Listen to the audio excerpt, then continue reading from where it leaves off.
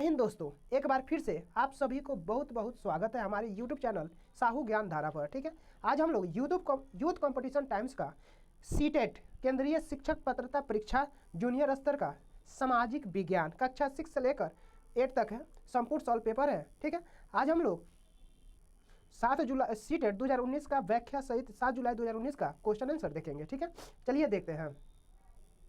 केंद्रीय शिक्षा पात्रता परीक्षा सीटेट 2019 का पूछा हुआ क्वेश्चन है। ठीक है, चलिए देखते हैं। पहला क्वेश्चन सबसे पहला है बाल विकास एवं शिक्षा शास्त्र, चाइल्ड डेवलपमेंट एंड पेडागोजी। ठीक है, पहला क्वेश्चन कह रहा है विकास के व्यक्तित्व विभिन्नता को समझने के लिए क्या महत्वपूर्ण है। क्या महत्वपूर्ण है? ऑप्शन नंबर सी है, कह रहा है कि वंशागत विशेषताओं के साथ साथ पर्यावरण के कारण पर्यावरणीय कारकों उनकी पारस्परिक क्रियाओं पर विचार करना।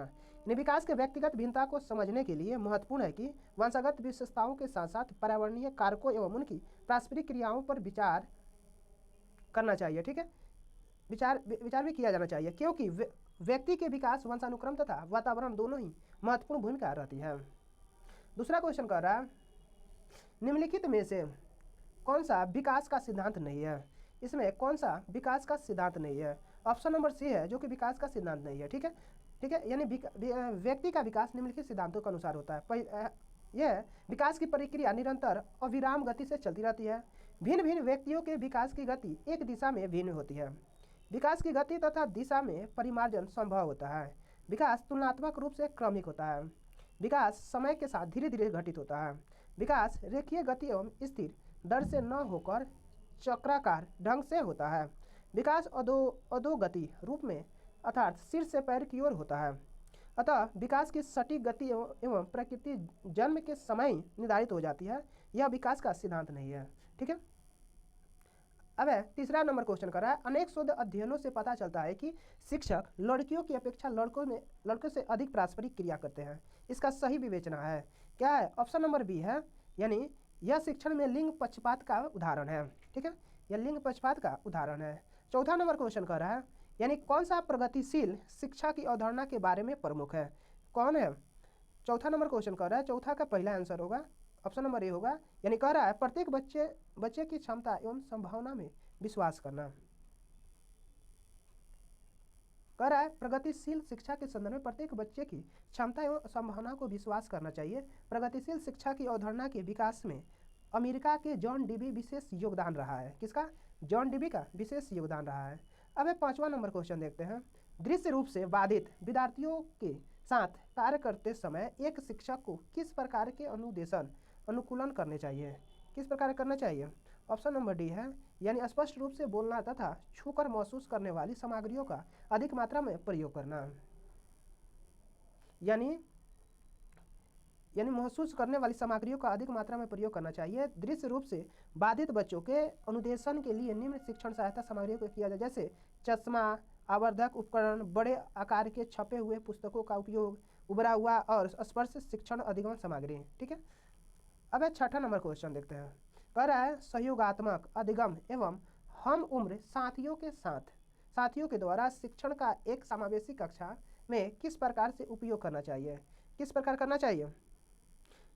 चलिए देखते हैं। ऑप्शन नंबर डी होगा, यानी कह रहा है सहयोगात्मक अधिगम एक हम उम्र साथियों के द्वारा शिक्षण का एक समावेशी कक्षा में सक्रिय रूप से आगे बढ़ना चाहिए। सहयोगात्मक अधिगम एक साथ दो या उससे अधिक विद्यार्थियों को एक साथ सीखने के लिए अवसर प्रदान करता है। सातवां नंबर क्वेश्चन कर रहा है निम्नलिखित में से कौन सा समावेशी कक्षा में सबसे अधिक महत्वपूर्ण है? कौन है? विशिष्ट शिक्षा योजना। कौन है? विशिष्ट शिक्षा योजना, यानी एक समावेशी क्या है? एक समावेशी कक्षा में विशिष्ट शिक्षा योजना सबसे अधिक महत्वपूर्ण होता है।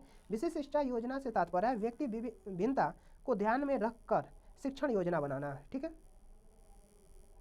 अब आठवां नंबर क्वेश्चन कर रहा है अधिगमनकर्ता एवं उनकी प्राथमिक विशेषताओं के मिलान युग्म में से निम्नलिखित में से कौन सा सही है? कौन सही है? ऑप्शन नंबर ए है पठन अक्षमता, अधिगमनकर्ता, धारा प्रवाह, पढ़ने और लिखने में कमी। यानी अन्य तीनों मिलान युग्म में इस प्रकार होंगे। सृजनात्मक अधिगमनकर्ता उच्च अभिप्रेरण लंबे समय तक अवधारणा बनाए रख सकते हैं। अब है अवधान की कमी अधिगमनकर्ता अति सक्रिय कार्य को पूरा करने में धीमे। श्रव्य क्षतिग्रस्त अधिगमनकर्ता सुनने की क्षमता में कमी।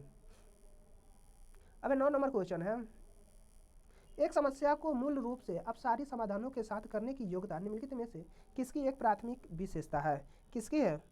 सृजनात्मक बच्चों की। सृजनात्मक बच्चों एक समस्या को मूल एवं अपसारी साधनों के साथ करने की योग्यता सृजनात्मक होती है। सृजनात्मक वह योग्यता है जो व्यक्तियों के समस्या को विरोधापूर्ण समाधान खोजने के लिए नवीन ढंग से सोचने, विचारने और तथा कार्य करने के साथ समर्थन बनती है।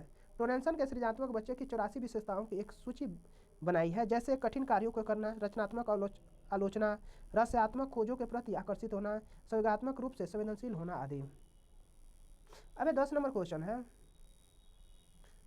इतना बड़ा है कि पता नहीं चल रहा है। 10 नंबर क्वेश्चन है, निम्नलिखित में से कौन सा संरचनात्मक परिवेश के साथ अनुकूल नहीं हो सकता है? कौन है?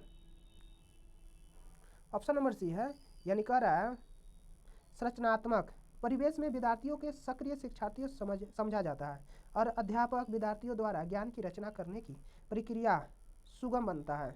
इससे विद्यार्थियों को अधिगम स्वतंत्रता दी जाती है। संरचना परिवेश की निम्नलिखित विशेषता होती है। ठीक है, यानी कह रहा विद्यार्थी सहयोगात्मक तरीके से कार्य करते हैं तथा आपस में कार्य केंद्रित वार्ता में लगे रहने के लिए सहयोग दिया जाता है। अब 11 नंबर क्वेश्चन कह रहा है, 11 नंबर क्वेश्चन कह रहा है, एक शिक्षक को विद्यार्थी को अधिगम लक्ष्य निर्धारित करने के लिए प्रोत्साहित करना चाहिए बजाय प्रदर्शन लक्ष्य के। यानी अधिगम लक्ष्य निर्धारित करने का अर्थ है सीखने के परिणाम स्वरूप व्यवहार में परिवर्तन का लक्ष्य। इसलिए किसी भी शिक्षण अधिगम प्रक्रिया का मुख्य उद्देश्य सीखने के परिणाम स्वरूप विद्यार्थियों के व्यवहार में परिवर्तन होना चाहिए बजाय व्यवहार प्रदर्शन के। अब 12 नंबर क्वेश्चन है, यानी कौन सा अधिगम के सार्थक सरलीकरण के रूप में परिणित नहीं होता है? कौन है? ऑप्शन नंबर ए है, कह रहा है क्या होगा, यानी क्रियाकलाप अधिगम के सार्थक सरलीकरण के निम्नलिखित परिणाम होते हैं। उदाहरणों एवं गैर उदाहरणों का प्रयोग करना, एक समस्या पर अनेक तरीकों से विचार करने के लिए प्रोत्साहित करना, पहले से विद्यमान ज्ञान के नए ज्ञान को जोड़ना, उदाहरण को बच्चों के वास्तविक जीवन से जोड़ना। ठीक है, अब 13 नंबर क्वेश्चन कह रहा है, इनमें से कौन सा बाह्य अभिप्रेरणा का एक उदाहरण है? कौन है बाह्य प्रेरणा का एक उदाहरण? ऑप्शन नंबर सी है, यानी कह रहा है मैं अपना गृह कार्य पूरा करती हूँ क्योंकि शिक्षण प्रत्येक नियत कार्य के लिए हमें अंक देते हैं।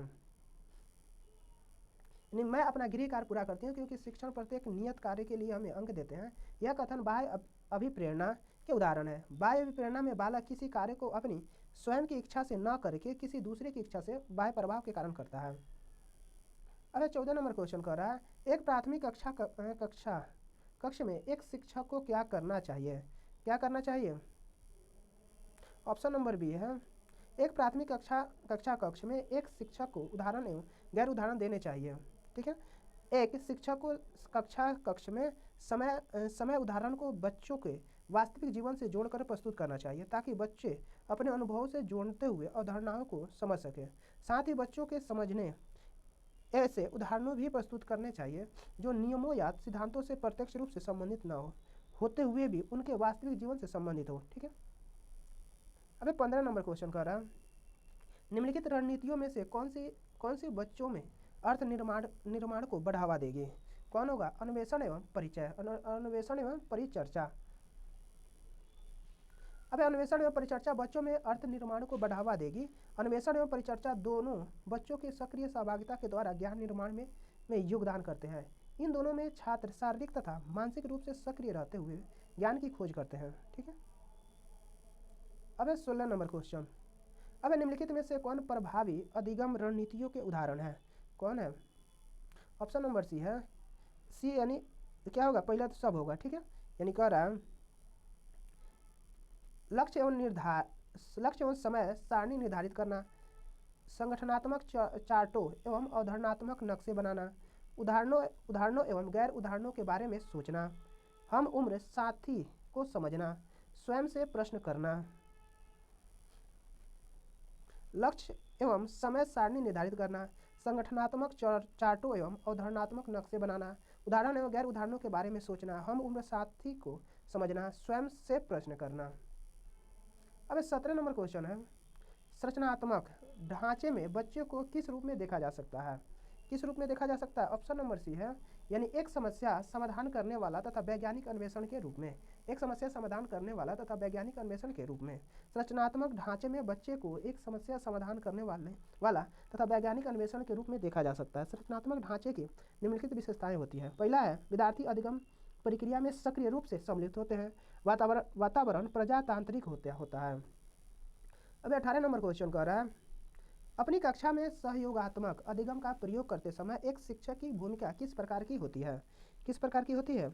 यानी सहयोगात्मक होना तथा प्रत्येक समूह का निगरानी करना। सहयोगात्मक होना तथा प्रत्येक समूह की निगरानी करना।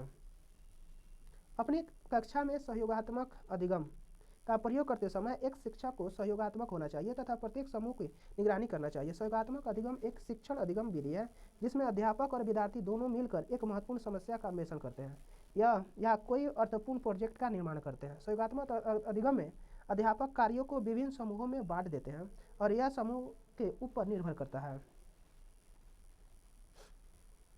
अब 19 नंबर क्वेश्चन देखते हैं। 19 नंबर कह रहा है, बच्चों की गलतियां एवं भ्रांत धारणाएं क्या करता है? शिक्षण अधिगम प्रक्रिया में एक महत्वपूर्ण कदम है। शिक्षण प्रक्रिया में क्या है? महत्वपूर्ण कदम है। यानी बच्चों की गलतियां एवं भ्रांत धारणाएं शिक्षण अधिगम प्रक्रिया में एक महत्वपूर्ण कदम है। बच्चे सीखते समय गलतियां करते हैं। यह गलतियां खिड़की के समान होती है जो अध्यापक को प्रतिपुष्टि के रूप में प्रतिपादित होती है। अध्यापक इसी अवधारणा पर विद्यार्थियों के अधिगम को सुधार करता है। अब 20 नंबर क्वेश्चन है, पियाजे के अनुसार विशिष्ट मनोवैज्ञानिक संरचनाएं अनुभव से सही अर्थ निकालने का व्यवस्थित तरीके को क्या कहा जाता है? स्कीम कहा जाता है। यानी पियाजे के अनुसार स्कीम से तात्पर्य एक ऐसे मानसिक संरचना से लिया जाता है जिसका सामान्यीकरण किया जा सके। दूसरे शब्दों में स्कीमा जानने व समझने में शामिल मानसिक व शारीरिक क्रियाओं दोनों का वर्णन है। अब 21 नंबर क्वेश्चन है, एक उचित प्रश्न सुझाव के द्वारा बच्ची की समझ को उस बिंदु से बहुत आगे ले जाया जा सकता है जिस पर वह अकेले पहुंच सकती है। क्या होगा? निम्नलिखित में से कौन सी संरचना उपरोक्त कथन को प्रकाशित करती है? कौन है? यानी समीपस्थ निकटस्थ विकास का क्षेत्र। समीपस्थ निकटस्थ विकास का क्षेत्र यानी बायोस्की के अनुसार बालक क्षमताओं की सीमाओं में बंधा है, इसलिए वह कुछ कार्य अकेले नहीं कर पाता है, परंतु जब उसे अपने से अधिक कुशल बालक या परिवार का सदस्य जैसे माता पिता, बड़े भाई बहन या शिक्षक उसकी सहायता करते हैं तो उसकी क्षमता और अधिक हो जाती है। अर्थात बच्चे जो कर रहे हैं और जो करने की क्षमता कर रहे हैं। ठीक है। अब 22 नंबर क्वेश्चन, लेव बायोस्की के अनुसार आधारभूत मानसिक क्षमताओं को मुख्य रूप से किसके द्वारा उच्चतर संज्ञानात्मक प्रक्रिया में बदला जाता है? किसके? ऑप्शन नंबर ए है सामाजिक पारस्परिक क्रिया। लेव बायोस्की के अनुसार आधारभूत मानसिक क्षमताओं को मुख्य रूप से सामाजिक पारस्परिक क्रियाओं द्वारा उच्चतर संज्ञानात्मक प्रक्रिया में बदला जाता है। बायोस्की ने पियाजे के मत के विपरीत जैविक कारक से ज़्यादा सामाजिक कारक को उच्च संज्ञानात्मक प्रक्रियाओं जैसे भाषा, स्मृति, अमूर्त चिंतन में महत्वपूर्ण भूमिका के रूप में देखा है। अब 23 नंबर क्वेश्चन है, निम्नलिखित कथनों में से कौन सा विकास एवं अधिगम के बीच संबंध को सही तरीके से सूचित करता है? कौन करता है? ऑप्शन नंबर सी है, यानी कह रहा है विकास एवं अधिगम अंतर संबंधित और अंतर निर्भर होते हैं। विकास और अधिगम के संबंध में निम्नलिखित कथन सत्य हैं। विकास एवं अधिगम अंतर संबंधित और अंतर निर्भर होते हैं। ठीक है। विकास एवं अधिगम दोनों अनवरत गति एवं जीवन प्रयास चलती है। अब 24 नंबर क्वेश्चन, निम्नलिखित में से कौन सा मूर्त क्रियात्मक अवस्था के प्रमुख कौशलों में से एक है? कौन है? सुरक्षित रखने की योजना। सुरक्षित रखने की योजना मूर्त क्रियात्मक अवस्था लगभग 7 से 12 वर्ष तक चलती है। इस अवस्था का एक प्रमुख कौशल सुरक्षित रखने की योग्यता है। इसे संरक्षण का सिद्धांत भी कहा जाता है। अब 25 नंबर क्वेश्चन कर रहा है, जिन पियाजे लेव बायोस्की जैसे संरचनावादी अधिगम को किस रूप में देख सकते हैं? ऑप्शन नंबर सी है सक्रिय विनियोजन अर्थ निर्माण की प्रक्रिया। सक्रिय विनियोजन अर्थ निर्माण की प्रक्रिया यानी कह रहा है यानी अर्थ निर्माण प्रक्रिया के रूप में देख सकते हैं। ठीक है। जिन पियाजे विकासात्मक मनोविज्ञान शोध के लिए जाने जाते हैं, उन्होंने अधिगम प्रक्रिया को योजना द्वारा, सामंजस्य द्वारा, आत्मसात द्वारा पूर्ण बताया है। उनके अनुसार अधिगमनकर्ता को एक आदर्श अधिगम वातावरण प्रदान करने पर वह एक अर्थपूर्ण ज्ञान का निर्माण करता है। अब 26 नंबर क्वेश्चन है, समाचार पत्रों से कहानियों एवं कतरनों का चयन करना एवं प्रस्तुत करना जो पुरुष एवं महिला दोनों को गैर परंपरागत भूमिकाओं में चित्रित करते हैं, निम्नलिखित में से किसके लिए प्रभावी रणनीति है? किसके लिए है? ऑप्शन नंबर सी है, यानी कह रहा लैंगिक जेंडर रूढ़ियों का सामना करने के लिए, लैंगिक जेंडर रूढ़ियों का सामना करने के लिए, यानी समाचार पत्रों से कहानियों एवं कतरनों का चयन करना एवं प्रस्तुत करना जो पुरुषों एवं महिला दोनों को गैर परंपरागत भूमिकाओं में चित्रित करते हैं, यह लैंगिक जेंडर रूढ़ियों का सामना करने के लिए प्रभावी रणनीति है। परंपरागत रूप से लिंग विशेष पुरुष स्त्री को किसी कार्य या भूमिका से संबंधित करके देखा जाता है, जैसे घर का कार्य करने के लिए महिलाएं एवं ऑफिस का कार्य करने के लिए पुरुषों को प्रतिरूपित करना। अब 27 नंबर क्वेश्चन है, निम्नलिखित वर्णन को पढ़िए तथा कोहलबर्ग के नैतिक तर्क की अवस्था को पहचानिए। ठीक है, क्या होगा? अंतःकरण स्वचालित नैतिकता। ठीक है, यानी सिद्धांतों के द्वारा सही कार्य परिभाषित किया जाता है जो कानून एवं सामाजिक समझौते पर ध्यान दिए बिना संपूर्ण मानवता के लिए वैध है। क्या है? सार्वभौम नैतिक सिद्धांत अभिविन्यास। ठीक है, कोहलबर्ग के अनुसार सार्वभौम नैतिक सिद्धांत अभिविन्यास सोपान में किशोर उचित अनुचित का निर्माण ऐसे स्वनिर्धारित नैतिक सिद्धांतों के आधार पर करता है जो तार्किक व्यापकता, सार्वभौमिक तथा एकरूपता से युक्त होते हैं। इस अवस्था में किशोर सार्वभौमिक मानवाधिकार पर आधारित नैतिक मानदंड बनाता है। जब कोई व्यक्ति अपनी अंतरात्मा की आवाज़ के द्वंद्व के बीच फंसा होता है तो वह व्यक्ति यह तर्क देता है कि अपनी अंतरात्मा की आवाज़ के आधार पर कार्य करना चाहिए कि नहीं। ठीक है, अब 28 नंबर क्वेश्चन है, हार्वर्ड गार्डनर के बहुबुद्धि सिद्धांत के अनुसार निम्नलिखित विशेषताओं के संयुक्त युक्त एक व्यक्ति की बुद्धि को किस प्रकार से वर्गीकृत किया जा सकता है? किस प्रकार से किया जा सकता है? ऑप्शन नंबर बी है, अंतर्वैयक्तिक है। हार्वर्ड गार्डनर ने बहुबुद्धि सिद्धांत के अनुसार दूसरे की मनोदशा, स्वभाव, प्रेरणा तथा विप्रेरणा को उचित तरीके से पता लगाने और प्रक्रिया को योग्यता अंतर्वैयक्तिक बुद्धि कहलाती है। अब 29 नंबर क्वेश्चन है, बच्चों के मूल्यांकन के लिए निम्नलिखित में से कौन से कारण होने चाहिए? कौन से कारण होने चाहिए? ऑप्शन नंबर बी है, यानी दूसरा, तीसरा और चौथा। यानी कह रहा है कक्षा में शिक्षण अधिगम प्रक्रियाओं में सुधार करना, समय के साथ बच्चों में होने वाले अधिगम परिवर्तनों में एवं प्रगति के बारे में पता लगाना, बच्चों की क्षमताओं, संभावनाओं, सशक्त पक्षों एवं चुनौतीपूर्ण पक्षों के बारे में माता पिता के साथ चर्चा करना। यानी बच्चों के मूल्यांकन के लिए निम्नलिखित कारण होने चाहिए। अब एक कक्षा में शिक्षण अधिगम प्रक्रियाओं में सुधार करना, इस प्रकार के मूल्यांकन को रचनात्मक मूल्यांकन कहा जाता है। इसका प्रयोग सीखने की प्रक्रिया के दौरान किया जाता है। समय के साथ साथ बच्चों में होने वाले अधिगम परिवर्तनों एवं प्रगति के बारे में पता लगाना। अब 30 नंबर क्वेश्चन है, निम्नलिखित में से कौन बच्चे के समाजीकरण में एक महत्वपूर्ण भूमिका अदा करता है? कौन करता है? ऑप्शन नंबर सी है, यानी समाजीकरण एक विस्तृत और अंतरहीन प्रक्रिया है जो व्यक्ति के साथ जीवन पर्यंत चलती रहती है। व्यक्ति समाज के मूल्यों, मानदंडों, नैतिकता, आदर्श आदि को ग्रहण करती है और अपने व्यवहार को सामाजिक रूप से उपयोगी बनाने का प्रयास करता है। व्यक्ति के समाजीकरण में निम्नलिखित एजेंसियां, संस्थाएं महत्वपूर्ण भूमिका निभाती है: परिवार, पास पड़ोस, सहचर समूह, विद्यालय, समाज, मीडिया, जनसंचार माध्यम। ठीक है, यहाँ पे हमारा पेडागोजी समाप्त हुआ। अब देखेंगे हिंदी। चलिए अब हिंदी देखते हैं, वैकल्पिक। ठीक है, हिंदी में ये 21 से लेकर 39 तक गद्यांश का दिया हुआ है। ठीक है, हम लोग देखते हैं 40 से। चलिए देखते हैं 40 नंबर क्वेश्चन से। ये रहा 40। ठीक है, ये कह रहा है ये 40 से 50 ये पोएम दिया हुआ है, कविता के हिसाब से आंसर देना है 40 से 45 तक। हम लोग 46 नंबर क्वेश्चन से आंसर देखते हैं। ठीक है, 46 नंबर यहाँ पे कह रहा है उच्च प्राथमिक स्तर पर बच्चों को भाषा विकास के लिए जरूरी है कि क्या जरूरी है?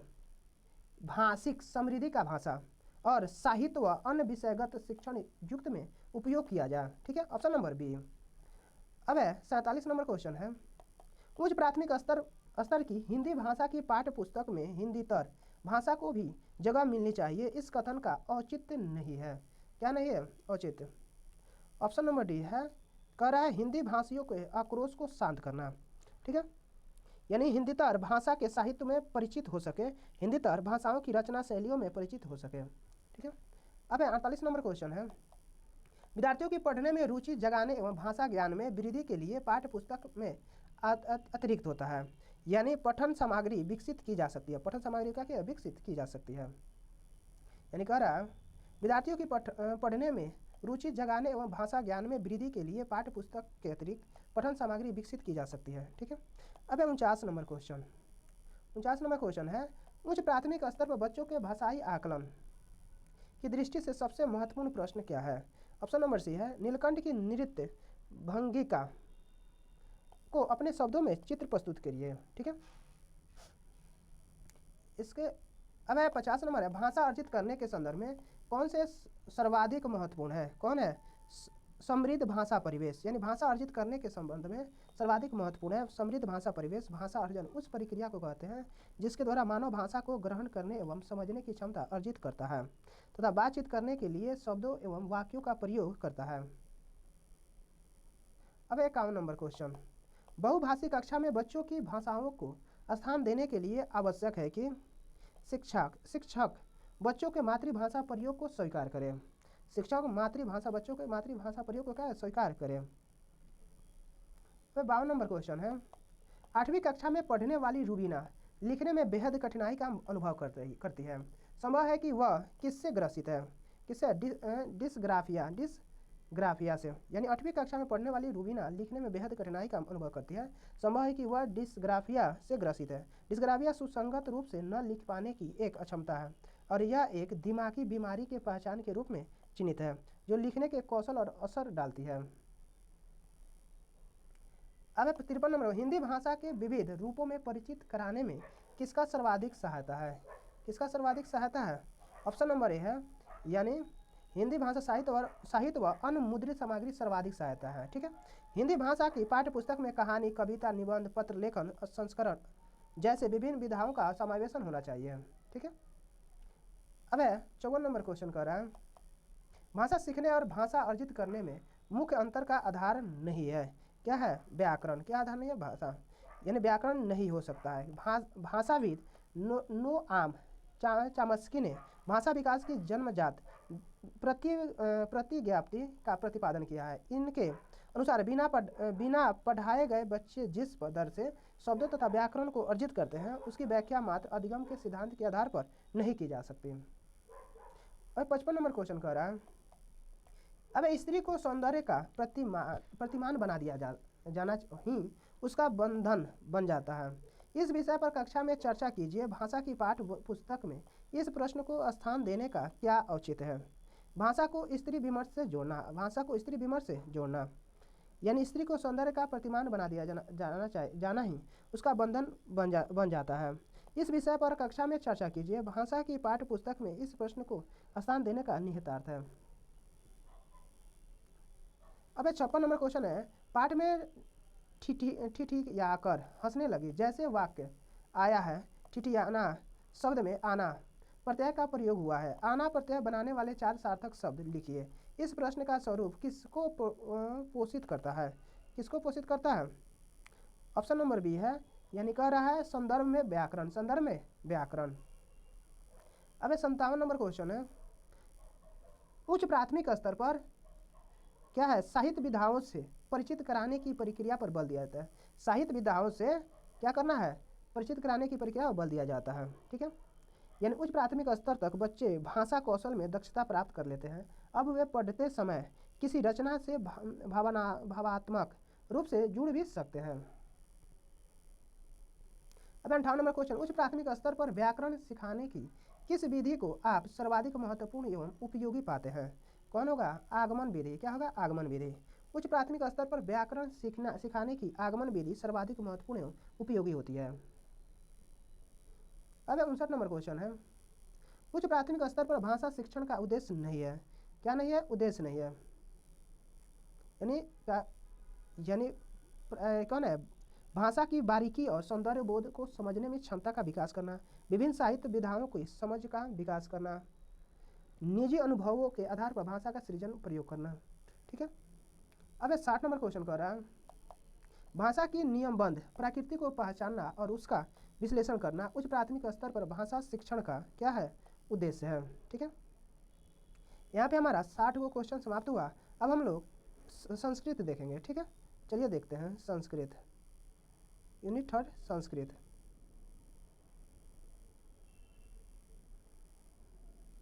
ये रहा हम लोग का संस्कृत।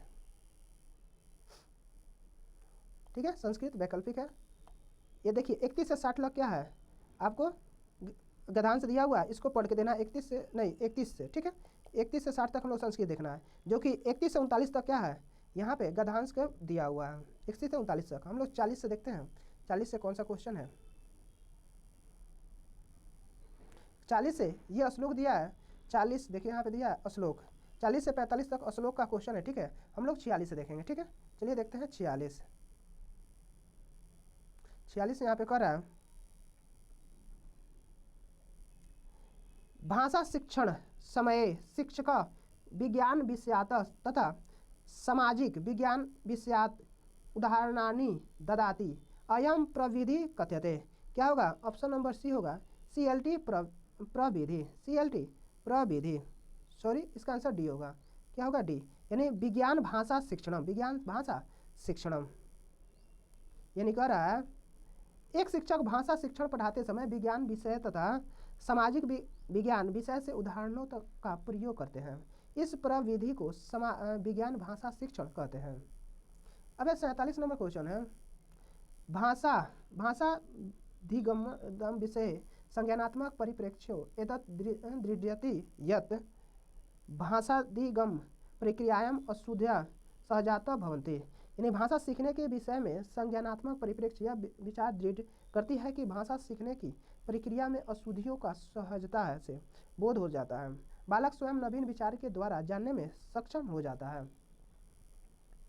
अब 48 नंबर क्वेश्चन विद्यार्थिनां कार्यनिसाधने दुर्बलताया कारणं ज्ञातुं शिक्षिका एकस्या परीक्षाया प्रस्तुति करोति सा परीक्षानं कथ्यते।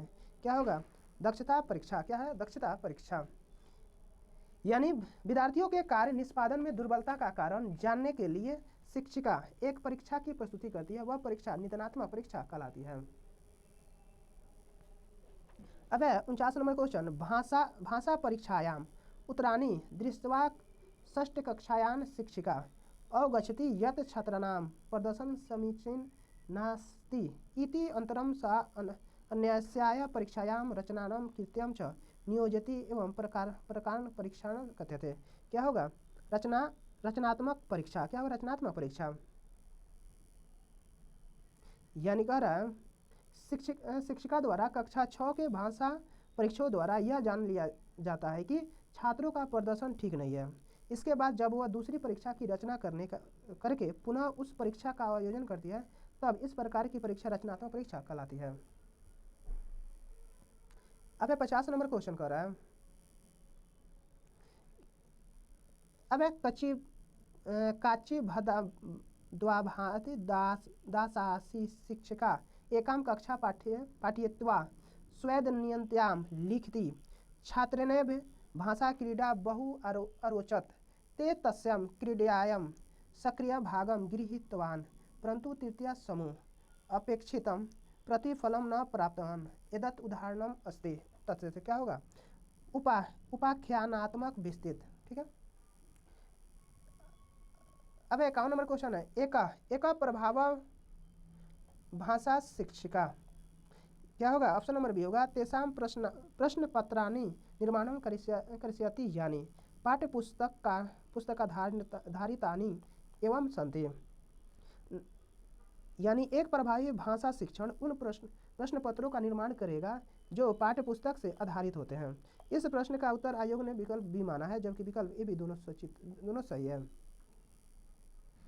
अब 52 नंबर क्वेश्चन है भाषाधिगमार्थ किम सर्वाधिकम महत्वम। क्या होगा, बाल साहित्यम। ठीक है, यानी भाषा अधिगम के लिए बाल साहित्य सबसे अधिक महत्वपूर्ण है। 53 नंबर है कि विद्यार्थीषु सृजनशीलता प्रोत्साहिष्यति। क्या होगा, स्वानुवानुसारम स्वतंत्रतया लेखितुम अवसर प्रदानम। ठीक है, अब 54 नंबर क्वेश्चन कह रहा है भाषायाम मन प्रतिचित्रण नाम क्या होगा एकस्य साहित्यिक कार्य योजना तथा तस्या निदेनम कुरुतम क्षेत्रभ्यम निर्देशे। यानी मन का प्रतिचित्रण एक साहित्य कार्य के लिए कार्य योजना तथा उसके निवेदन करने के लिए छात्रों को निर्देश दिया गया। उस कार्य को करने से पहले मानसिक संकल्पना द्वारा जो योजना तैयार की जाती है भाषा शिक्षण में उसे मन प्रतिचित्रणम नाम से जाना जाता है। अब 55 नंबर है लेखन कौशल विकास क्रमे किम सर्वाधिक महत्वपूर्णम क्या होगा शुद्ध वर्तनायम प्रयोग ठीक है। यानी लेखन कौशल विकास क्रमे शुद्ध वर्तनायम प्रयोग सर्वाधिक महत्वपूर्ण अस्ति। अब 56 नंबर है विद्यार्थिनाम आनंदार्थ पठनम सामान्य पठन कौशल विकासम च यस्मिन् पठेन उद्देश्यम अस्ति स पठन कथ्यते क्या होगा पश्चात पठनम समान पठन कौशल के विकास के लिए अध्यापक द्वारा आदर्श वाचन करने के पश्चात विद्यार्थी द्वारा उसका अनुवाचन कराया जाता है जिसमें विद्यार्थी प्रसन्नतापूर्वक पढ़ते हैं। इसके सामान्य पठन कौशल का बालकों के अंदर विकास होता है एवं उनकी रुचि भी बढ़ती है। इस पठन को पश्चात पठन या अनुवाचक भी कहते हैं। अब 57 नंबर है कविता पाठन समय किम सर्वाधिकम महत्वपूर्णम क्या होगा कविता भावनात्मक विषयानाम न अस्पृशति। यानी कविता का पाठ करते समय सर्वाधिक महत्वपूर्ण है कि कविता भावनात्मक विषयों का स्पर्श न करती हो।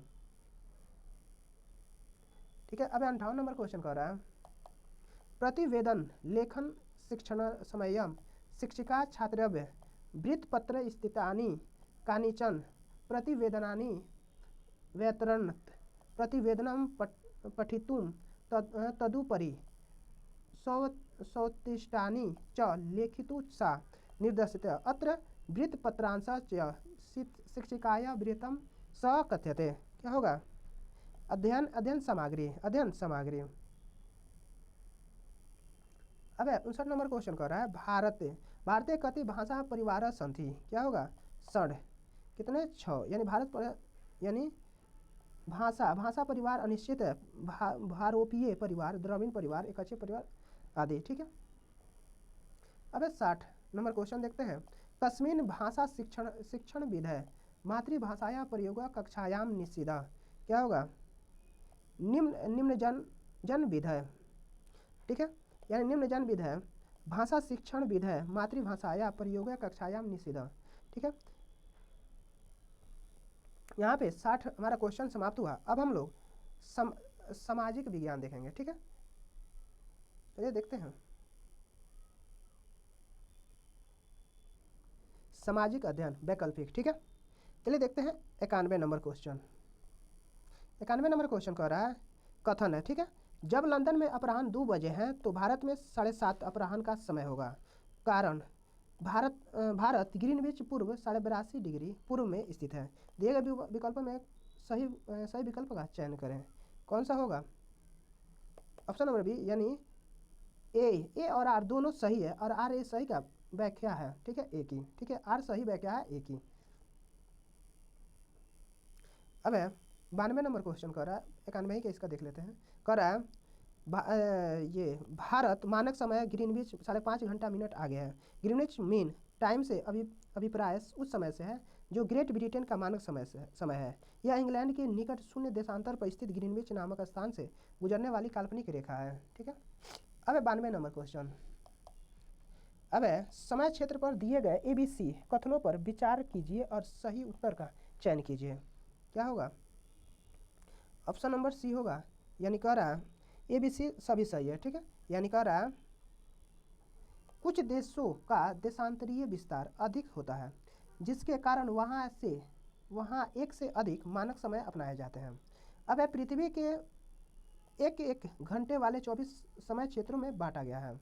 सी है प्रत्येक समय क्षेत्र 15 डिग्री देशांतर के क्षेत्र में घेरती है। अब 93 नंबर क्वेश्चन देखते हैं। 93 नंबर क्वेश्चन पृथ्वी की सतह से शुरू कर वायुमंडल की परतों के सही क्रम का चयन कीजिए। क्या होगा? ऑप्शन नंबर ए होगा क्षोभ मंडल, सबसे पहले समताप मंडल, मध्य मंडल, बाह्य मंडल और बहिर्मंडल होता है। ठीक है, चलिए देखते हैं। यानी पृथ्वी की सतह शुरू से वायुमंडल की परतों को सही क्रम है क्षोभ मंडल, समताप मंडल, मध्य मंडल, बाह्य मंडल, बहिर्मंडल। हमारी पृथ्वी चारों ओर से गैसों की एक परत से घिरी हुई है जिसे वायुमंडल कहते हैं। ठीक है, वायुमंडल 1600 किलोमीटर ऊंचाई तक फैला है। यह वायुमंडल के उसके घटकों तापमानों तथा अन्य आधारों पर 5 परतों पर बांटा जा सकता है। वायुमंडल एक भौतिक संरचना है।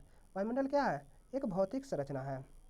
अब 94 नंबर क्वेश्चन, ऋतुएं निम्नलिखित कारणों में से किस कारण से होती है? किस कारण से होती है? पृथ्वी का परिक्रमण और एक ही दिशा में उसके अक्ष का झुका होना। ठीक है, अब 95 नंबर क्वेश्चन, प्रतिशत के अनुसार पृथ्वी के वायुमंडल में कौन सा प्रमुख संघटक है? कौन सा है? नाइट्रोजन। कौन है? नाइट्रोजन। प्रतिशत के अनुसार पृथ्वी के वायुमंडल में नाइट्रोजन प्रमुख संघटक है।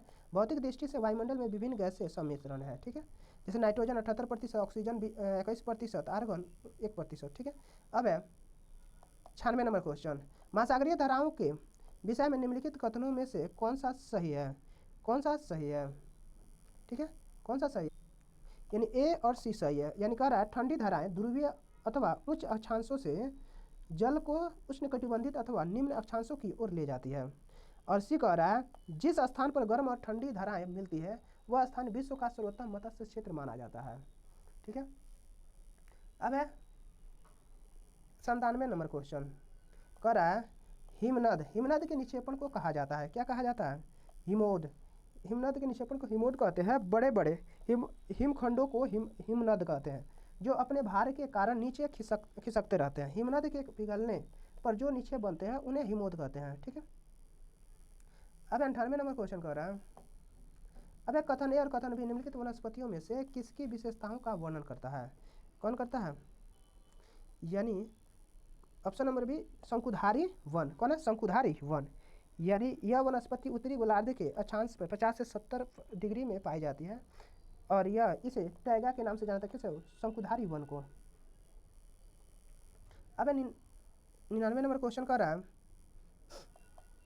निम्नलिखित में से कौन सी गंगा ब्रह्मपुत्र बेसिन की विशेषता नहीं है? कौन नहीं है? ऑप्शन नंबर सी है भूमि कृषि के लिए इस क्षेत्र में कर्तन और दहन कृषि की जाती है। कर्तन और दहन कृषि की जाती है ब्रह्मपुत्र बेसिन में। ठीक है, यानी कह रहा है इस बेसिन में हिमालय और सुंदरवन का डेल्टा इसकी प्रमुख विशेषता है। इस बेसिन में मैंग्रोव वनस्पति प्रचुर मात्रा में पाई जाती है। अब 100 नंबर क्वेश्चन कर रहा है, तैराक मृत सागर में तैर सकते हैं क्योंकि नाव की मात्रा की अधिकता सागर को सघन बनाती है। नाव की मात्रा की अधिकता सागर को क्या बनाती है? अधिक बनाती है, सघन बनाती है। ठीक है, अब तैराक मृत सागर में तैर सकता है क्योंकि नमक की मात्रा की अधिकता सागर को सघन बनाती है। ठीक है, अब 101 नंबर क्वेश्चन, भूमि उपयोग के संदर्भ में ए और बी कथनों पर विचार कीजिए और सही उत्तर का चयन कीजिए। ए कह रहा है भूमि उपयोग से आज से भूमि का केवल कृषि और वन के लिए उपयोग है। बी है भूमि उपयोग मुख्यतः अपनी स्थलाकृति के द्वारा निर्धारित होती है। ऑप्शन नंबर सी है ए और बी दोनों गलत है। ए और बी दोनों गलत है। भूमि उपयोग के संदर्भ में दोनों कथन गलत है। भूमि का उपयोग केवल कृषि और वन के लिए नहीं बल्कि चारागाह, बागवानी, भवन निर्माण, बंजर भूमि उपजाऊ बनाने के आदि में किया जाता है। अब 102 नंबर क्वेश्चन, रक्षक मेखलाएं मदद करती हैं किसको? पवन की गति को रोकथाम कर मृदा आवरण को संरक्षण में। अब 103 नंबर क्वेश्चन है, मृदा परिच्छेदिका की मोटाई को कौन निर्धारित करता है? समय। कौन करता है? समय। अब 104 नंबर क्वेश्चन कर रहा है, अब वितरण के आधार पर संसाधनों का वर्गीकृत किया जा सकता है किसमें? सर्वव्यापक संसाधन और स्थानिक संसाधन में। सर्वव्यापक संसाधन और स्थानिक संसाधन के रूप में उत्पत्ति के आधार पर संसाधनों को अजैविक और जैविक साधनों के रूप में वर्गीकृत किया जा सकता है। अब 105 नंबर क्वेश्चन कर रहा है, विविध समाज के संदर्भ में निम्नलिखित कथनों से कौन सा सही है? कौन सही है? ऑप्शन नंबर सी, यानी जिसमें भाषा, संस्कृति और धर्म में विभिन्नताएं और समानताएं पाई जाती हैं, जिसमें भाषा, संस्कृति और धर्म में विभिन्नताएं और समानताएं पाई जाती हैं। ठीक है, भारत जैसे बहुलता समाज में भाषा, संस्कृति, धर्म, रीति रिवाज, खान पान, क्षेत्र संबंधी अनेक विभिन्नताएं पाई जाती हैं। अब 106 नंबर क्वेश्चन कर रहा है, निम्नलिखित कथनों में से कौन सा लिंग, जेंडर, रूढ़िबद्ध धारणा को चुनौती देती है? कौन देती है? ऑप्शन नंबर बी देता है, यानी कह रहा है महिलाएं जिम्मेदार वाहन चालक होती है। महिलाएं जो होती है जिम्मेदार चालक वाहन होती है। लिंग रूढ़िबद्ध धारण की चुनौती देता है कि विकल्प में दिए गए अन्य कथनों का अर्थात महिलाएं फैशन परस्पर होती है, महिलाएं पालन पोषण करने वाली होती है। 107 नंबर क्वेश्चन, नारी मताधिकार आंदोलनकारियों की निम्नलिखित में से कौन सी मुख्य मांगे हैं? कौन सी है? महिलाओं के लिए मताधिकार, महिलाओं के लिए मताधिकार। 108 नंबर क्वेश्चन है, जातकों के विषय में निम्नलिखित कथनों में से कौन सा सही है? कौन सा सही है? ऑप्शन नंबर डी, यानी इनकी रचना सामान्य लोगों द्वारा की गई थी, जिन्हें बौद्ध भिक्षुओं द्वारा लिखा गया और उनका संकल्पना किया गया। अब है जातकों के विषय में सही कथन है, इसकी रचना सामान्य लोगों द्वारा की गई थी, जिन्हें बौद्ध भिक्षुओं द्वारा लिखा गया और उनका संकल्पना किया गया। जातक कथाएं भगवान बुद्ध के पूर्व जन्मों लोकप्रिय कहानी है। अब 109 नंबर क्वेश्चन, अब आईने अकबरी के विषय में निम्नलिखित कथनों में से कौन सही है? कौन सही है? ऑप्शन नंबर सी है, यानी यह अकबर के प्रशासन के विविध पहलुओं के विषय में संपन्न सांख्यिकीय विवरण प्रस्तुत करती है। यानी आईने अकबरी के विषय में सत्य कथन है, यह अकबर के प्रशासन के विविध पहलुओं के विषय में संपन्न सांख्यिकीय विवरण प्रस्तुत करती है। ठीक है, आईने अकबरी अबुल फजल द्वारा फारसी भाषा में रचित अकबरनामा एक भाग है। अब 110 नंबर क्वेश्चन है, निम्नलिखित में से किसने अपनी कृतियों को भी शामिल करते हुए बाबा गुरु नानक की रचनाओं को गुरुमुखी में संकलित किया है? कौन है? गुरु अंगद। कौन है? गुरु अंगद। गुरु अंगद सिखों के दूसरे गुरु थे, इनका मूल नाम लहाना था। इन्होंने नाना द्वारा शुरू की गई लंगर व्यवस्था को आगे बढ़ाया। ठीक है, अब 111 नंबर क्वेश्चन, एथेनियन लोकतंत्र की निम्नलिखित में से कौन सी एक विशेषता नहीं थी? कौन एक विशेषता नहीं है? ऑप्शन नंबर डी है, क्या है? अधिक उम्र के उन सभी पुरुषों और महिलाओं को पूर्ण नागरिक प्राप्त थी जो दास नहीं थे। ठीक है, यानी सभी नागरिकों को सेवा नौसेना में अपनी सेवाएं देनी होती थी। मामलों के निर्णय के लिए आयोग की गई सभाओं में सभी नागरिकों को उपस्थित होते थे। अब 112 नंबर क्वेश्चन कर रहा है, समुद्रगुप्त की निम्नलिखित में से कौन सी ऐसी नीति थी जो विशिष्ट रूप से दक्षिणापथ संकेतों के लिए थी? कौन है? ऑप्शन नंबर सी होगा, यानी इन्होंने हार स्वीकार की व उन्हें पुनः शासन करने के लिए अनुमति दी गई। ठीक है, चलिए अब मिलान करना है। ठीक है, चलिए देखते हैं मिलान करना है। 113 नंबर क्वेश्चन का मिलान देखना है। ठीक है, कर रहा है कलारूप नामावली, कला की वह तकनीक जो असली जैसी तस्वीरों को बनाने में सहायता की। कौन? तैल चित्रकला। चित्रकारी जिसमें भारतीय भूदृश्यों को अनछुआ दिखाया जाता था, वो क्या है? नैनाभिराम। बाद में यूरोपवासियों की ऐश्वर्यपूर्ण जीवन शैली, धन संपदा और रौब दाब दर्शाती है चित्रकला। क्या है? रूप चित्रण। क्या है? रूप चित्रण। अब है ब्रिटिश साम्राज्यवादी इतिहास और विजयी दृश्यों को चित्रित करने वाली चित्रकला कौन है? इतिहास चित्रकला। ठीक है, अब 114 नंबर क्वेश्चन देखते हैं। कह रहा है 18वीं शताब्दी के अंतिम चरण में बम्बई, मद्रास और बंगाल प्रेसिडेंसी का विकास ईस्ट इंडिया कंपनी के किन व्यापारिक केंद्र से हुआ था? कहाँ से हुआ था? ऑप्शन नंबर डी है, सूरत, मद्रास और कलकत्ता। सूरत, मद्रास और कलकत्ता से। ठीक है, 115 नंबर क्वेश्चन कह रहा है, ए और बी कथनों पर बौद्ध महायान के संदर्भ में विचार कीजिए और सही उत्तर का चयन कीजिए। क्या होगा? यानी ए कह रहा है बौद्ध धर्म के इस रूप में बुद्ध की उपस्थिति कुछ एक संकेतों के उपयोग करते हुए मूर्तियों में दिखाई गई है। बी कह रहा है महायान बौद्ध के आने के भांति बोधिसत्वों में विश्वास समाहित हुआ। क्या होगा? ऑप्शन नंबर ए है, ए गलत है, बी सही है। ठीक है, चलिए अब देखते हैं। 116 नंबर क्वेश्चन कह रहा है, यह है महालवाड़ी और रैतवाड़ी राजस्व प्रणाली के संदर्भ में ए और बी कथनों पर विचार कीजिए और सही उत्तर का चयन कीजिए। यानी ए और बी दोनों राजस्व व्यवस्था के बीच के अंतर को स्पष्ट करता है। यानी कहने का अर्थ है महलवाड़ी क्या है, मालवाड़ी भू राजस्व व्यवस्था बंगाल प्रेसिडेंसी के उत्तर पश्चिम प्रांतों अर्थात उत्तर प्रदेश, मध्य प्रदेश, पंजाब में लागू की गई थी, जिसके अंतर्गत कुल ब्रिटिश भारत में कुल क्षेत्रफल का 30% हिस्सा शामिल था। इस व्यवस्था के तहत भूमि पर ग्रामीण समुदाय का सामूहिक अधिकार होता था तथा गांव के मुखिया पूरे गांव में संकलित राजस्व को कंपनी के अदा करता था। मालवाड़ी व्यवस्था का प्रस्ताव सर्वप्रथम 1819 ईस्वी में हॉल्ट मैकेंजी द्वारा लाया गया था।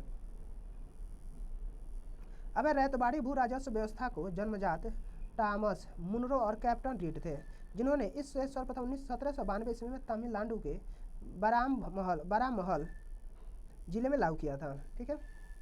अब 117 नंबर क्वेश्चन कह रहा है सूफी संत के मकबरे को जाना जाता है किससे, दरगाह से। सूफी संत के मकबरे को किसके नाम से जाना जाता है, दरगाह के नाम से जाना जाता है।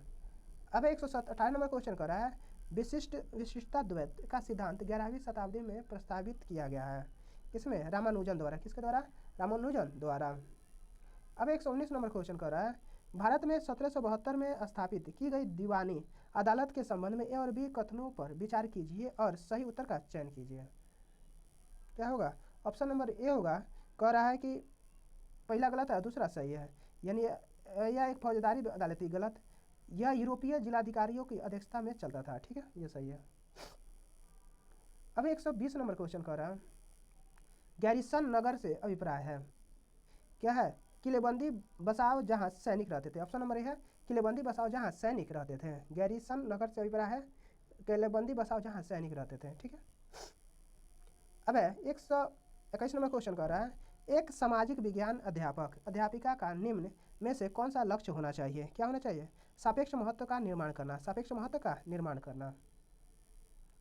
अब 122 नंबर क्वेश्चन कर रहा है सामाजिक और राजनीतिक जीवन की पाठ्य पुस्तकों को विकसित करते समय निम्नलिखित उपागमों में से किसे उपयुक्त समझा गया, किसे उपयुक्त समझा गया। ऑप्शन नंबर डी, यानी कह रहा है कि केवल एक, यानी प्रत्यक्ष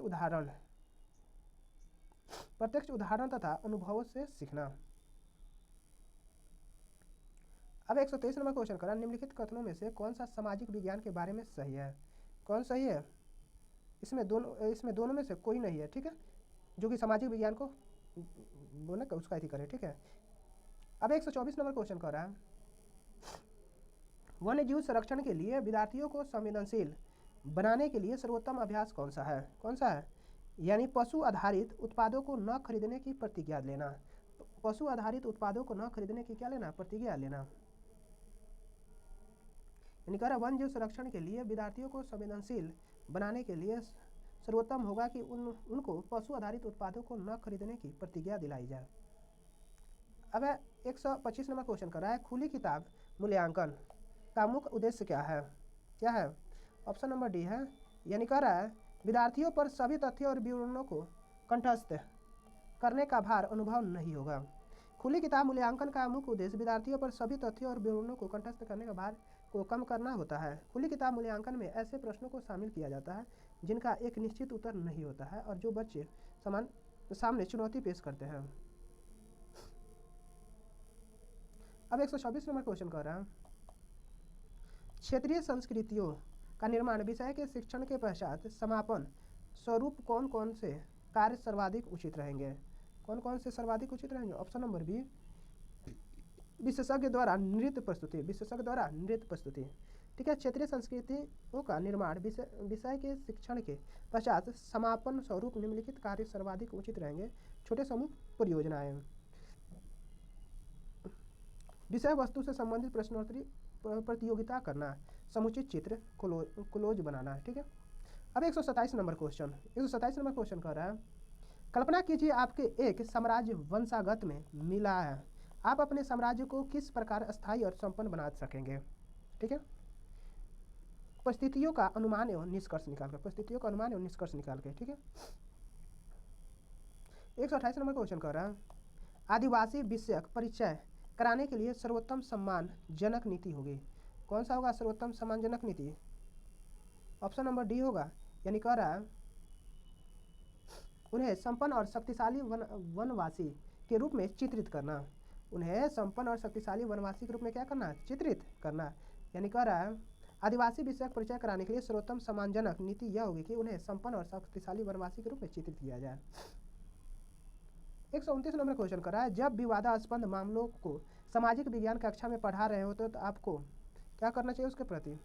ऑप्शन नंबर बी है, कह रहा है सही योजना के साथ सम्मानजनक चर्चा की पहल करनी चाहिए। सही योजना के साथ सम्मानजनक चर्चा की पहल करनी चाहिए।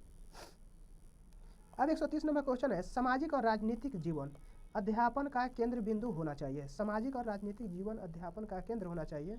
कौन सा? राजनीतिक संस्थानों का अध्ययन, मूल सिद्धांतों का अध्ययन। कौन सा होना चाहिए? ऑप्शन नंबर बी, यानी ए और बी दोनों होना चाहिए। ठीक है। अब 131 नंबर क्वेश्चन कर रहा है, विद्यार्थियों के साथ एक छोटे समूह में योजना बनाते समय निम्न में से किस पर अधिक बल देना चाहिए होना चाहिए? किस पर अधिक बल होना चाहिए? Option number D.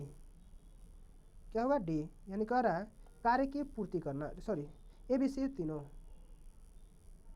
यानी एक चुनौतीपूर्ण कार्य की करना, विद्यार्थियों को साथ काम करना सिखाना, समूह का विचारपूर्वक चयन करना। ठीक है।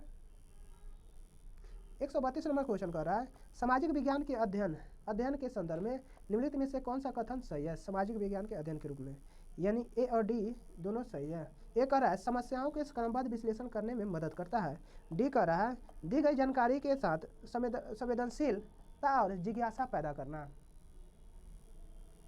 अब 133 नंबर क्वेश्चन कर रहा है, निम्नलिखित में से किसके लेखन को प्राथमिक स्रोत के रूप में माना नहीं जा सकता है? मुजफ्फर आलम को। ठीक है, प्राथमिक स्रोत के रूप में नहीं माना जा सकता है। अब 134 नंबर क्वेश्चन कर रहा है, यदि आपको प्राचीन भारतीय इतिहास पढ़ना प्रारंभ करना है तो निम्नलिखित स्रोतों में से किस स्रोत को प्रयुक्त करना गलत है? किसको? ऑप्शन नंबर है लघु चित्रकारी। क्या है? लघु चित्रकारी। ठीक है, यानी लघु चित्रकारी स्रोत का प्रयोग न करके शिलालेख, हस्तलिपियाँ, गुफा चित्रकारी, पुरावशेष जैसे स्रोतों का प्रयोग करना चाहिए। 135 नंबर क्वेश्चन कर रहा है, विज्ञान की विषय वस्तु पर चर्चा करते समय सामाजिक विज्ञान की अध्यापिका द्वारा निम्न में से कौन से उप विषय वस्तुओं पर आलोचनात्मक चर्चा कर सकते हैं? कौन कर सकता है? ऑप्शन नंबर सी होगा, ए और बी दोनों होगा, यानी व्यक्तिगत भावनाओं को प्रति अपील और समता के मुद्दे। अब 136 नंबर क्वेश्चन कर रहा है, भू उपयोग प्रतिरूप के परिवर्तन के उत्तरदायी कुछ और कारणों पर चर्चा कीजिए। ऊपर दिए गए प्रश्नों के संदर्भ में एक सामाजिक विज्ञान के अध्यापक के रूप में आप विद्यार्थियों की किस कुशलता का मूल्यांकन कर रहे होंगे? किसका मूल्यांकन कर रहे होंगे? ऑप्शन नंबर सी है, यानी परिकल्पना करना। क्या है? परिकल्पना करना। भू उपयोग प्रतिरूप के परिवर्तन के उत्तरदायी कुछ और कारणों पर चर्चा करना। इस प्रकार के प्रश्न के द्वारा एक सामाजिक विज्ञान का अध्यापक बच्चों के परिकल्पनात्मक कौशल के आकलन करना चाहता है। बच्चे उपयुक्त प्रश्न के संदर्भ में भू उपयोगों प्रतिरूप के परिवर्तन के उत्तरदायी कुछ कारणों के बारे में पहले से जानते थे। अब है 137 नंबर क्वेश्चन, प्राकृतिक वनस्पति और वन्य विज्ञान विषय वस्तु से छात्रों को परिचित कराने के लिए सर्वोत्तम शैक्षणिक विधि क्या होगी? क्या होगी? ऑप्शन नंबर ए, यानी कह रहा है वन्य जीव अभ्यारण्य का भ्रमण करना। अब है 138 नंबर, सामाजिक विज्ञान की पाठ्य पुस्तकों में कार्टून की क्या भूमिका है? कार्टून की क्या भूमिका? ऑप्शन नंबर सी है, यानी मूलभूत मामलों को उठाकर विद्यार्थियों को इनसे जोड़ना। मूलभूत मामलों को उठाकर विद्यार्थियों से इनसे जोड़ना। ठीक है, सामाजिक विज्ञान की पाठ्य पुस्तकों में कार्टून इसलिए शामिल किया जाता है ताकि मूलभूत मामलों को उठाकर विद्यार्थियों को इसमें जोड़ा जा सके। ठीक है। 139 नंबर क्वेश्चन कह रहा है, रंग भेद प्रथा पर दिए गए ए और बी कथनों पर विचार कीजिए। क्या होगा इसका? ऑप्शन नंबर सी, यानी ए भी दोनों गलत है। ठीक है, यानी क्या है? यानी कह रहा है यह प्रथा जातियों के बीच भेदभाव करती है परंतु सभी को मत देने का अनुमति प्रदान करती है। बी कह रहा है जो कि ये गलत है। ठीक है, और ए भी कह रहा है यह प्रथा जातियों को एक दूसरे से मिलने से रोकती है परंतु सभी को समान रूप से सार्वजनिक सुविधाएं प्रदान करती है। ये भी गलत है। अब क्या सही है? यानी रंग भेद प्रथा जातियों के भेदभाव करता है परंतु सभी को मत देने का अनुमति प्रदान करती है। यह कथन सही नहीं है क्योंकि यह रंग भेद की प्रथा में व्यक्तियों के रंग भेद के आधार पर सभी स्तरों पर भेदभाव किया जाता है। ठीक है, अब 140 नंबर क्वेश्चन कह रहा है, निम्नलिखित में से कौन ग्राम पंचायत में चुनाव आते हैं और कार्य संभालते हैं? कौन करते हैं? ऑप्शन नंबर डी, यानी सरपंच और वार्ड के सदस्य। सरपंच और वार्ड के सदस्य, ठीक है। ये सरपंच और वार्ड के सदस्य ग्राम पंचायत में चुनाव चुन कर आते हैं, जबकि ग्राम पंचायत क्षेत्र में रहने वाले सभी व्यक्ति जिनका नाम मतदाता सूची में दर्ज है ग्राम सभा के सदस्य होते हैं, ठीक है। अब है प्रत्येक ग्राम पंचायत में एक पंचायत सचिव की नियुक्ति सरकारी नियमानुसार पंचायत एवं ग्रामीण विकास विभाग द्वारा की जाती है। अतः प्रश्नानुसार सचिव तथा ग्राम सभा सदस्य ग्राम पंचायत को चुनकर नहीं आते हैं। 141 नंबर क्वेश्चन है, निम्नलिखित कार्यों में से पटवारी लेखापाल का उत्तरदायित्व कौन सा है? कौन सा है? निम्नलिखित क्या क्या काम है? ऑप्शन नंबर सी होगा, भूमि मापन और आलेखन को सुरक्षित कर रखना, ठीक है। चलिए 142 नंबर क्वेश्चन देखते हैं। कह रहा है, निम्नलिखित कथनों में कौन सा कथन स्थानीय शहरी प्रशासनिक के कार्य के संदर्भ में सही है? कौन सा सही है? ऑप्शन नंबर बी सही है, यानी शासन के मामलों में हल के लिए वार्ड पार्षदों की समितियां बनती, ठीक है। यानी अब देखते हैं 143 नंबर क्वेश्चन कह रहा है, ए और बी सूची पर विचार करना है, ठीक है। ए कह रहा है विभिन्न प्रकार की ग्रामीण रोजगार है, सूची बी कह रहा है विभिन्न प्रकार के ऋण है, क्या है?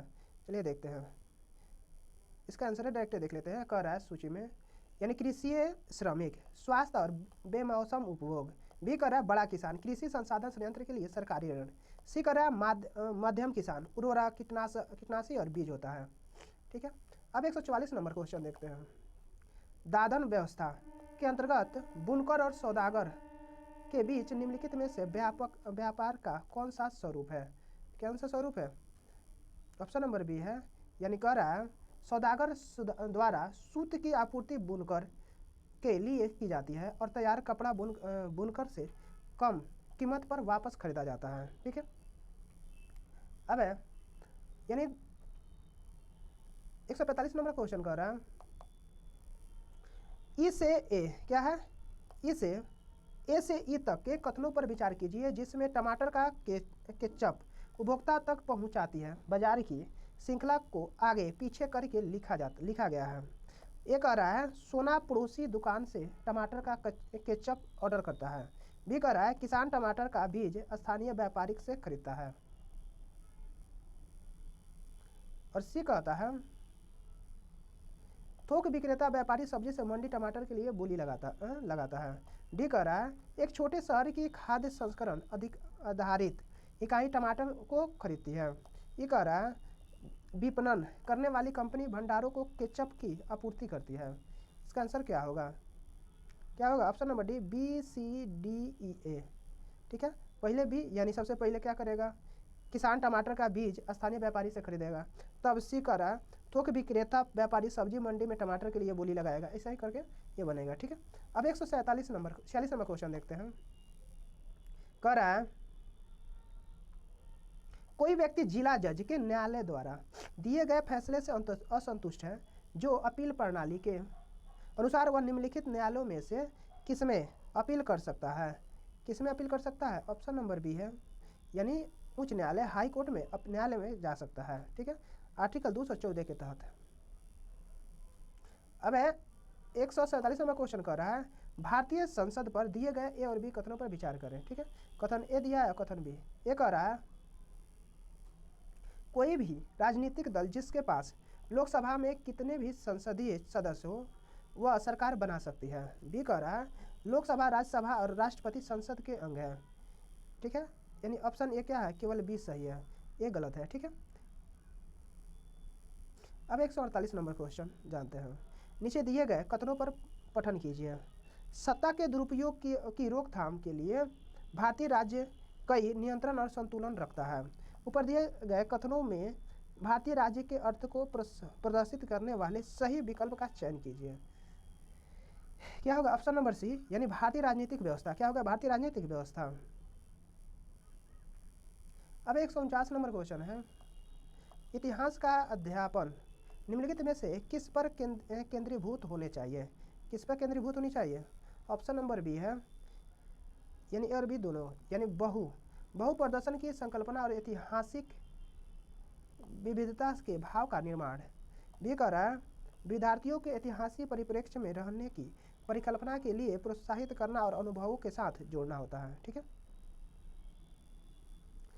अब है 50 नंबर क्वेश्चन कह रहा है निम्नलिखित कथनों में से 2 कथन गलत है, इन्हें पहचानिए। इसमें से कौन कथन गलत है? बी सी सही है, बी और सी गलत है। सॉरी, बी और सी क्या है? गलत है। ए सही है, ए सही है, बी गलत है, तो आंसर बी होगा और सी होगा। ठीक है, यानी कह रहा है सामाजिक विज्ञान के अध्ययन में केवल मूल्य आधारित शिक्षा का उत्तरदायित्व है, गलत है। ठीक है, और सी कह रहा है सामाजिक विज्ञान के विभिन्न विषयों को पढ़ाने के तरीके समान है, गलत है। ठीक है, सबके अलग अलग होते हैं। यहाँ पे हमारा 150 क्वेश्चन फाइनल हुआ। Thank you for watching, like share and subscribe.